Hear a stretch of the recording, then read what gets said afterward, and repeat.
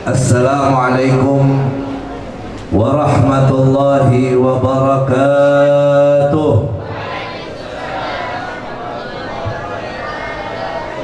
Bismillahirrahmanirrahim. Alhamdulillahilladzi hadana lihada wa ma kunna linahtadiya laula an hadana Allah. Ashhadu an la ilaha illallah wahdahu la syarika lah wa ashhadu anna Muhammadan abduhu wa rasuluh arsalahu bil huda wa dinil haqqi liyudhhirahu ala ad-din kullih walau karihal musyrikun. Allahumma salli wa sallim wa barik wa syarrif wa karrim wa majjid wa 'azzim ala sayyidina wa habibina wa syafi'ina wa qurrati a'yunina wa maulana Muhammadin. Ma'asyiral hadirin wal hadirat muslimin muslimat rahimakumullah. Jamaah peringatan Maulid Nabi sallallahu alaihi wasallam di Majlis Ta'lim Nurul Huda, pimpinan guru kita Al-Ustaz Al-Hajj Muradi, yang mudah-mudahan semua kita yang hadir kumpul di sini mendapatkan limpahan barakah dan rahmat dari Allah Subhanahu wa taala. Ma'asyiral hadirin wal hadirat muslimin muslimat rahimakumullah.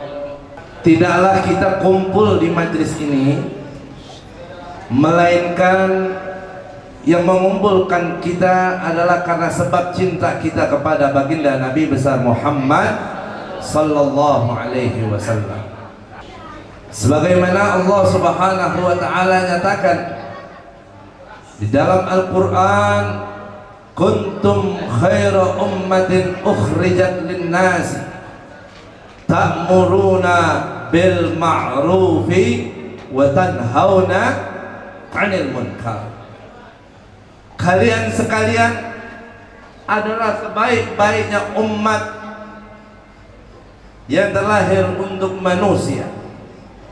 Kita dijadikan Allah Subhanahu wa taala menjadi sebaik-baiknya umat adalah berkat Nabi kita Muhammad sallallahu alaihi wasallam, adalah merupakan sebaik-baiknya nabi dan sebaik-baiknya rasul.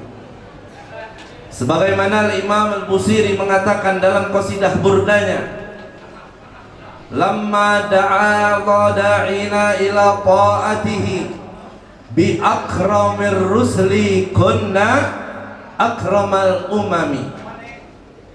Bi akramir rusli kunna akramal umami.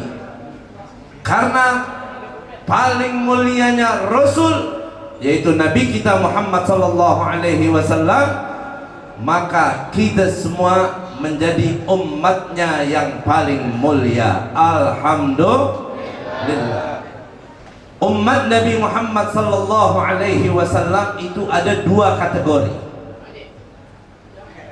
Umat yang terbaik adalah khusus hanya umat yang memiliki kecintaan kepada Nabi Muhammad, umat yang beriman kepada Nabi Muhammad, umat yang mengikuti ajaran dan syariat Nabi Muhammad, yang disebut dengan umat ijabah. Satu lagi ada umat Nabi juga disebutnya umat dakwah.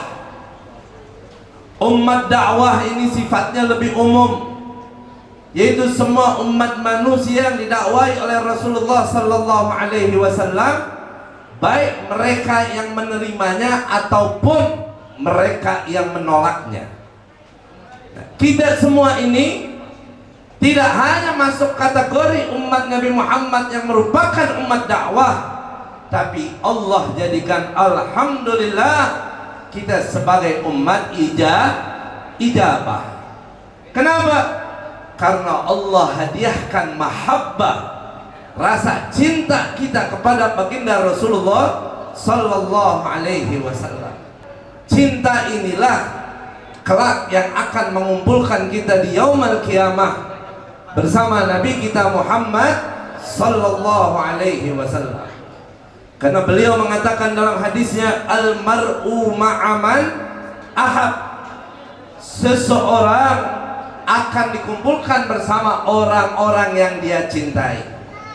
Maka kalau punya cinta, jangan sembarangan tuh cinta diberikan kepada orang yang nggak pantas.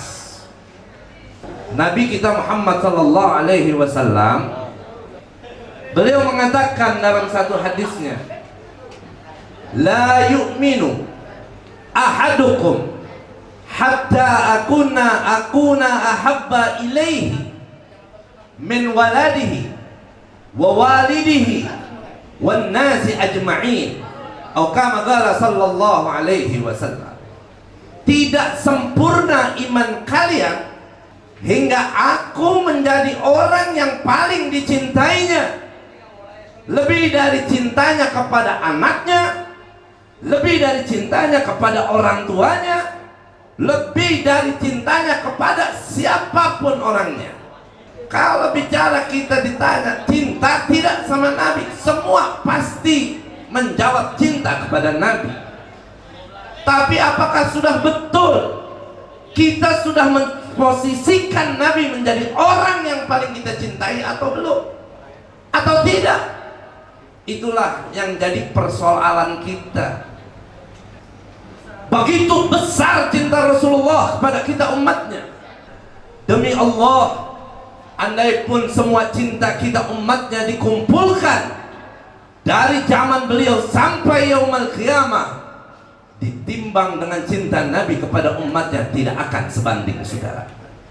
Sampai Allah nyatakan di dalam Al-Quran, laqad ja'akum rasulun min anfusikum azizun alaihi ma anittum harisun alaikum bil mu'minina Raufur Rahim.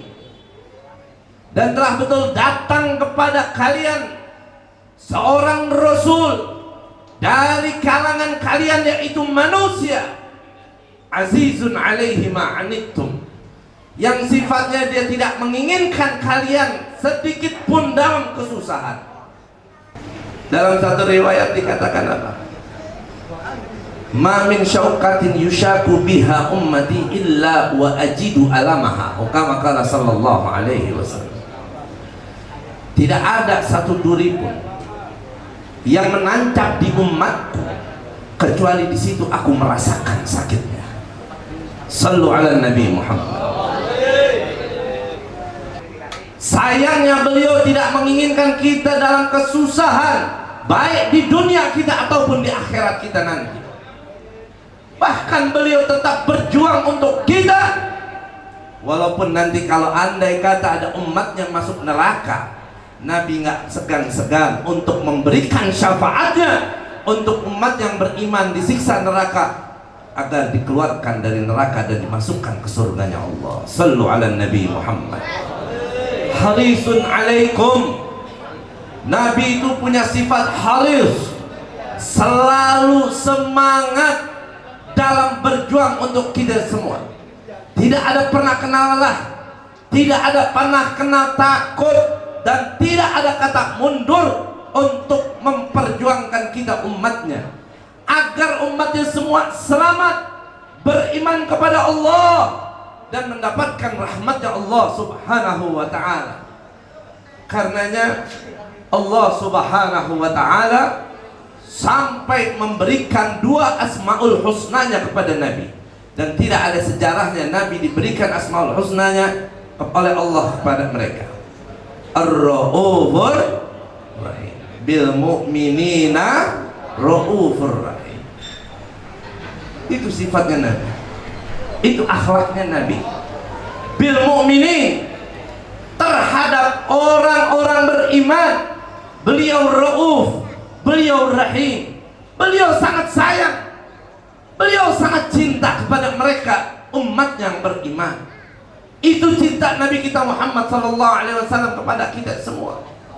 Maka sudah sepatutnya, sudah wajib kita sebagai umat yang beriman yang Allah udah anugerahkan rasa cinta di hati kita kepada beliau, untuk menjadikan cinta beliau di atas dari cinta kita kepada apapun dan kepada siapapun. Sallu ala Nabi Muhammad. Untuk menjadikan iman kita sempurna. Kita kadang suka tidak berkaca, tidak melihat seperti apa nasib mahabbah cinta kita kepada Rasulullah.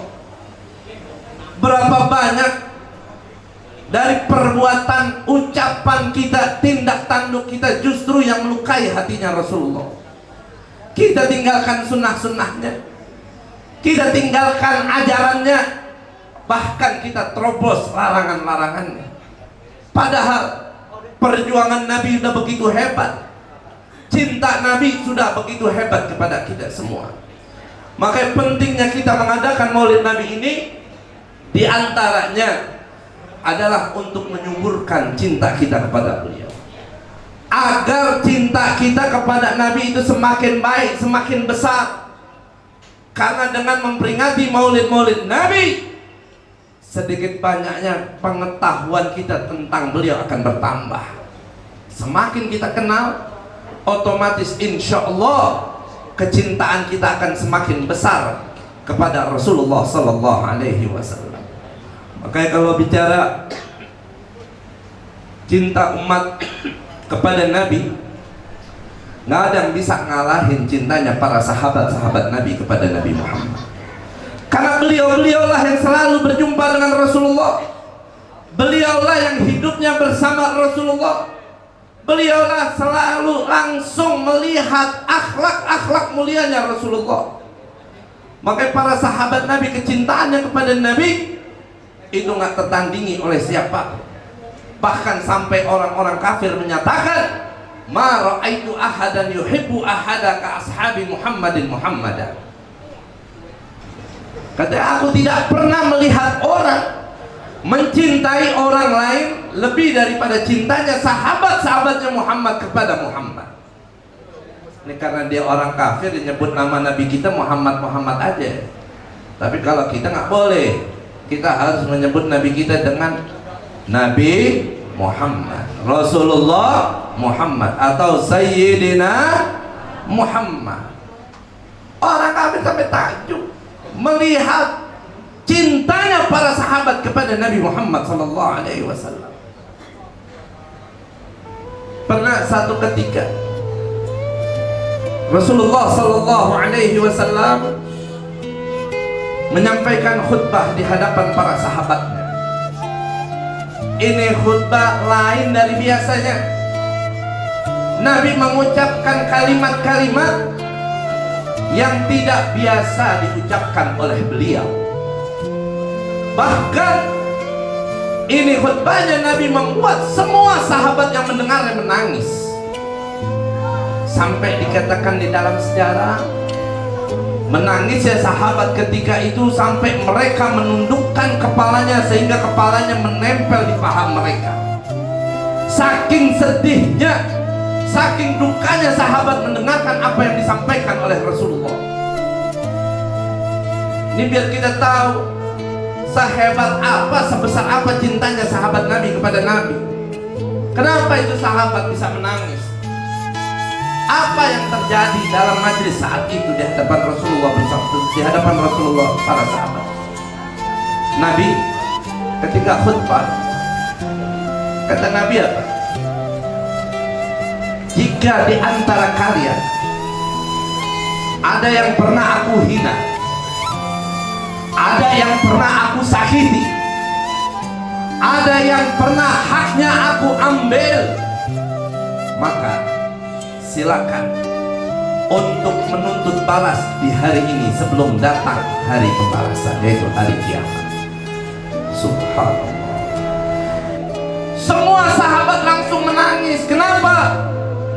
Karena sahabat memahami bahasa isyaratnya Rasulullah. Ucapan Nabi itu menunjukkan kalau kita punya Nabi, umurnya sudah tidak akan lama lagi. Jadi kita ini manusia biasa, juga pun ingat Jangan lagunya kayak kagak bakal mati-mati kalau hidup nih. Ingat Rasulullah pun meninggal, Rasulullah itu wafat. Bahkan Rasulullah itu merasakan sakitnya sakaratul maut. Tapi kita nih hidup di dunia seakan-akan kagak bakal mati-mati. Ibadah kita mau santai-santai ya, habis bermaksiat kayak berasa kagak berdosa. Siapa kita? Apa yang bakal kita bawa nanti ke yaumul qiyamah? Amal apa yang bisa kita bawa, bisa kita andalkan nanti di barzakh kita? Kullukum ra'in wa kullu ra'in mas'ulun an ra'iyatih. Nabi bilang kalian ini semua pemimpin, kalian semua akan dipertanggungjawabkan atas apa yang kalian pimpin. Maka ingat firman Allah, fatazawwadu fa inna khairaz zadi taqwa. Berbekalah kalian, karena sebaik-baiknya bekal itu adalah takwa. Nah, ketika sahabat mendengar khutbah Nabi demikian, mereka paham kalau Nabi mengisyaratkan kalau hidupnya sudah tidak akan lama lagi. Dan juga sahabat menangis. Kenapa? Karena sahabat tahu nabinya, rasulnya dalam hidupnya tidak pernah sekalipun melakukan kesalahan apapun bentuknya, mau sengaja ataupun tidak sengaja. Mau kecil apapun besar kesalahan itu tidak pernah dilakukan oleh Nabi kita Muhammad. Karena sudah pasti Pak Bu, dalam akidah Ahlus Sunnah wal Jamaah kita meyakini bahwa semua nabi, semua rasul yang diutus oleh Allah, mereka semua ma'sumun. Mereka semua orang-orang yang maksum. Apa itu maksum? Dijaga oleh Allah dari segala bentuk kesalahan, dijaga oleh Allah dari segala bentuk kejelekan, dijaga oleh Allah dari segala bentuk kemaksiatan, mau yang kecil ataupun besar, sengaja ataupun tidak sengaja. Ini wajib ditanamkan dalam akidah kita. Karena sekarang sudah mulai banyak paham yang aneh-aneh, yang berani menyatakan kalau Nabi kita itu pernah berdosa, yang berani menyatakan kalau Nabi itu pernah salah. Bahayanya mereka menggunakan ayat-ayat Quran, hadis-hadis Nabi sebagai dalil apa yang mereka katakan itu, dengan diputar balikkan maknanya. Kalau orang-orang awam dengar pasti percaya. Inna fatahna laka fathan mubina liyaghfira lakallahu ma taqaddama min dzambika wa ma ta'akhkhar. Allah mengampuni dosa-dosamu yang lalu dan dosa-dosamu yang akan datang. Itu dari lantaran tuh ayat tuh mereka berani mengatakan dulu Nabi pernah berdosa. Padahal dari dulu kita ngaji, kita belajar. Kalau kita baca kitab Aqidatul Awwam, di situ kan dijelasin sifat-sifat wajib para nabi, para rasul. Di situ dijelasin kalau nabi dan rasul itu semua maksum, terjaga dari kesalahan. Gak pernah nabi itu salah, gak pernah nabi berdosa. Karena Allah utus nabi untuk menjadi panutan kita. Kalau nabi ada salahnya, kalau nabi pernah berdosa, bahaya. Bisa jadi salah satu hukum syariat ada yang salah. Tak mungkin. Jangankan tindakan perbuatan, ucapan aja Nabi kalau bicara nggak pernah sembarangan. Wa ma yantiqu 'anil hawa in huwa illa wahyun yuha. Karena Nabi tidak pernah berucap kecuali yang diucapkan adalah wahyu yang diwahyukan Allah kepada beliau. Jadi sahabat bertanya-tanya, kenapa tuh Nabi ngomong begitu? Dan sahabat yakin kalau Nabi itu tidak pernah bersalah. Tapi Nabi dengan tulusnya menyatakan, siapa yang pernah ku sakiti, pernah ku hina, pernah ku ambil haknya, silahkan untuk menuntut balas di hari ini. Itulah pemimpin kita Nabi besar Muhammad sallallahu alaihi wasallam, Sayyidul Kaunain wa Tsaqalain. Begitu pemimpin kaunain, pemimpin dua alam, pemimpin dua dunia akhirat.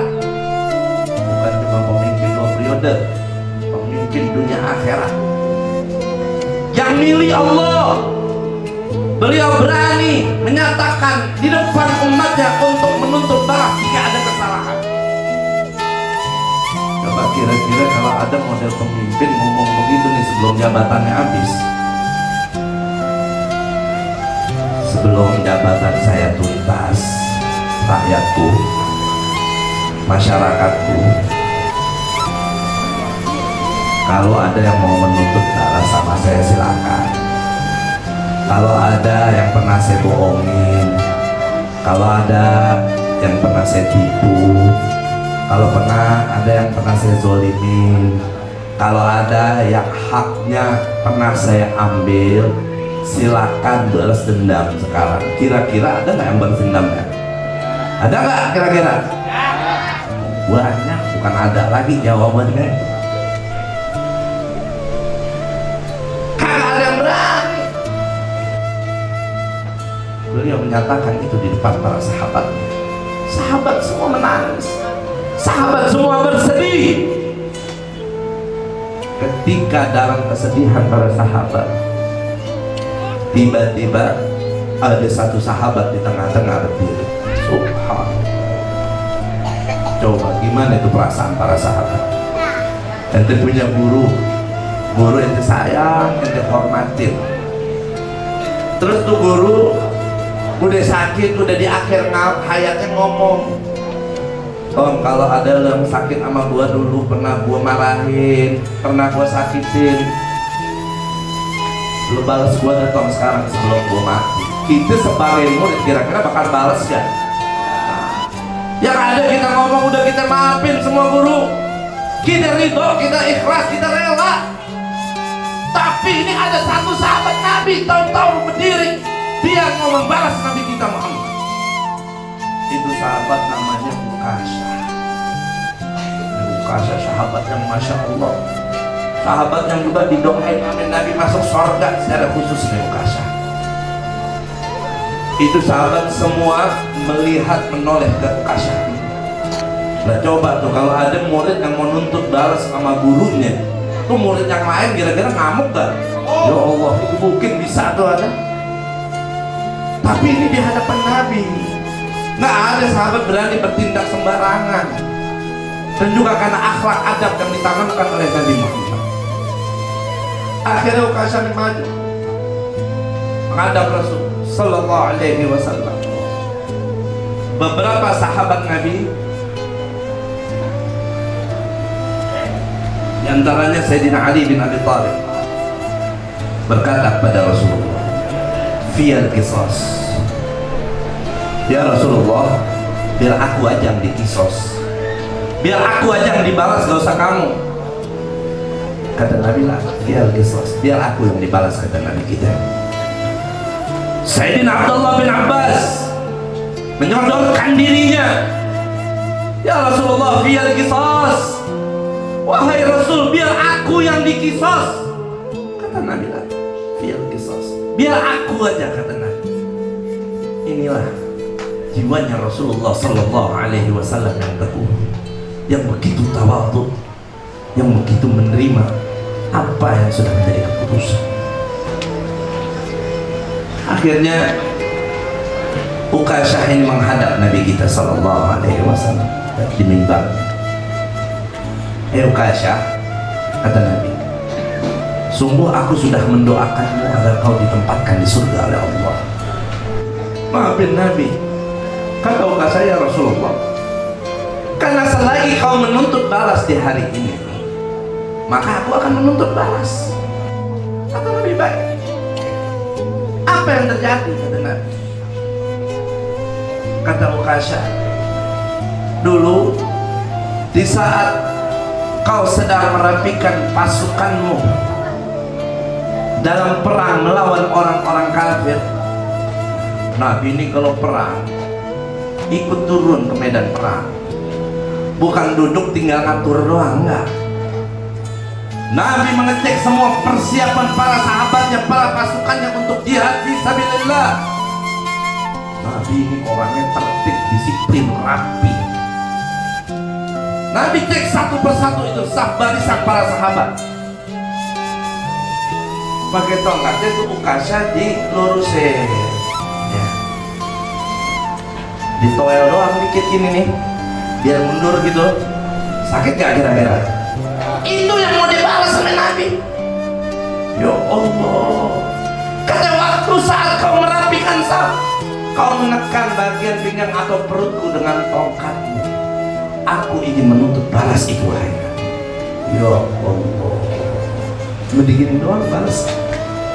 Ya Allah, dulu kita ngaji ya sampai dijewer, ya tambang ditarik, digencet pakai kupen tuh jari.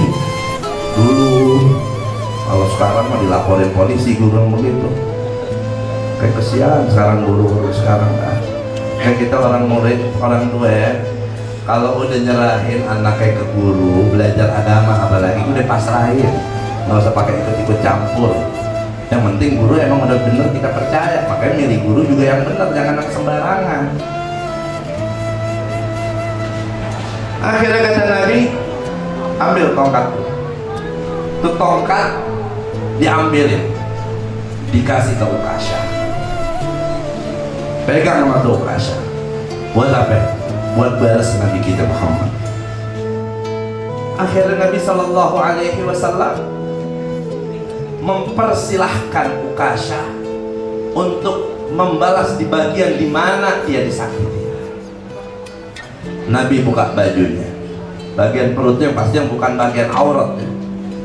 Diangkat kainnya sehingga nampak itu kulit mulia Nabi kita Muhammad Sallallahu Alaihi Wasallam. Ketika Nabi buka bajunya, ini Ukasha langsung melempar itu dia tongkat ke belakang, langsung dipeluk dan dicium tubuh mulia Rasulullah Sallallahu Alaihi Wasallam. Jadi bukan mau dipukul, tapi ini cara Ukasha biar bisa bersentuhan langsung dengan tubuhnya Nabi Muhammad. Nangis Ukasha.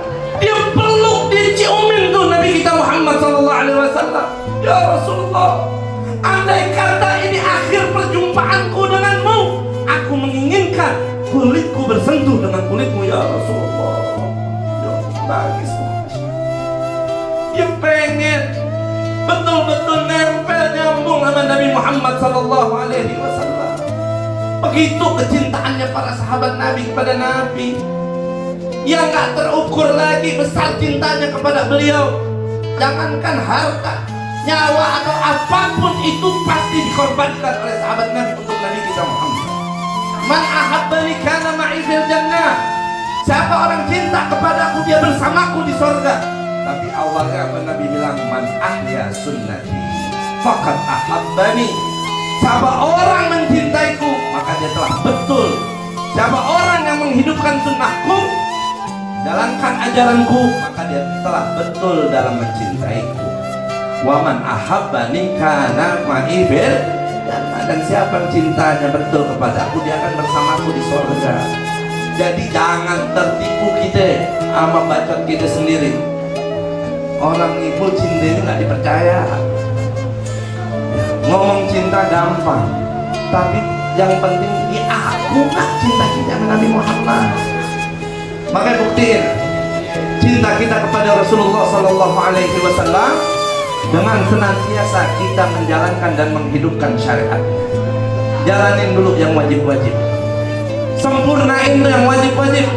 Yang paling wajib terutama sholat 5 waktu kita wajib udah kita jalankan dengan baik dan sempurna. Kita lengkapkan lagi dengan ibadah-ibadah yang sunnah.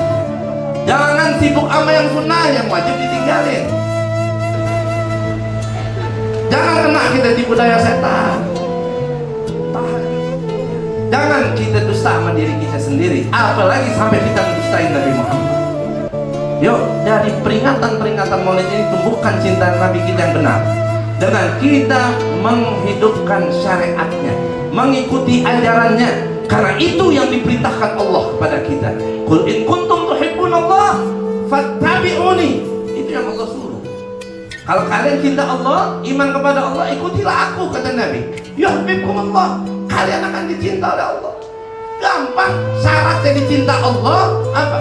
Ikutin Nabi Muhammad. Wa ma ataakumur rasul fakhudhuhu. Apa yang datang pada kalian dari Rasul, ambil. Wa ma nahakum anhu Mantap, apa yang dilarang pada kalian tinggalin.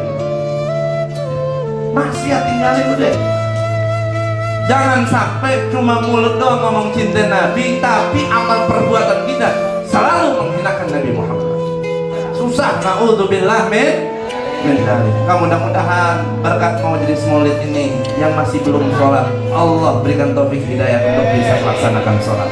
Yang masih malas-malasan sholat, biar rajin sholatnya. Yang susah disuruh sholat, biar gampang pada sholatnya. Yang sekarang nggak sholat ini bukan cuma anak kecil, orang tua, bapaknya juga pada malas sholat. Mudah-mudahan berkat maulid ini Allah kasih hidayah biar pada rajin sholatnya. Mudah-mudahan yang pada malas juga ngaji biar mau ngaji. Yang malas hadir ke majelis taklim biar rajin hadir majelis taklim. Yang kagak mau belajar biar mau belajar. Yang gak kenal agama biar kenal agama. Yang cinta maksiat biar jadi benci maksiat. Yang jauh dari taat biar dekat dalam ketaatan. Berkat maulid Nabi Muhammad sallallahu alaihi wasallam. Amin ya rabbal alamin. Hadirin hadirat rahimakumullah, mudah-mudahan manfaat. Wal afu minkum. Assalamualaikum warahmatullahi wabarakatuh.